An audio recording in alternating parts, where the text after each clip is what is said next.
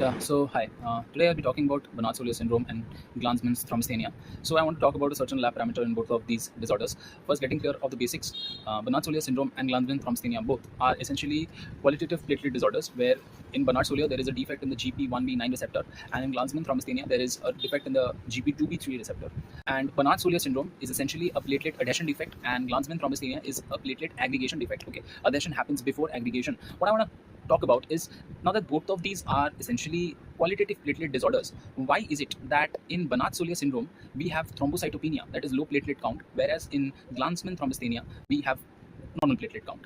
The reason is at the level of megakaryocytes. So what happens is this GP1B9 receptor, this is essential for the cytoskeletal stability of the, or basically it provides the cytoskeletal structure to the megakaryocyte in the bone marrow, right? So what happens is, you can imagine of it as a cake where the receptor is the bread that holds the cake together. So what happens is, if I would have had a normal megakaryocyte with normal receptors which would not be defective, then I could have easily made 20 small pieces out of it and distributed it to the people who would eat it. But now that I have a defect in that receptor, it means that the cake is not very stable and it can break down, right? And that is exactly what happens in the case of Soulier. The cake is not very stable, the megakaryocyte is not very stable, because the cytoskeletal integrity of the megakaryocyte is not present, it's not very intact, right? So what happens is, now that it breaks, it does not break very evenly, and it does not break into 20 small pieces, right? So what happens is, it breaks unevenly and maybe into 7 or 8 larger pieces. And this is exactly what happens, is that megakaryocyte, which would have created numerous smaller normal platelets, now creates lower amount of bigger platelets. And that is why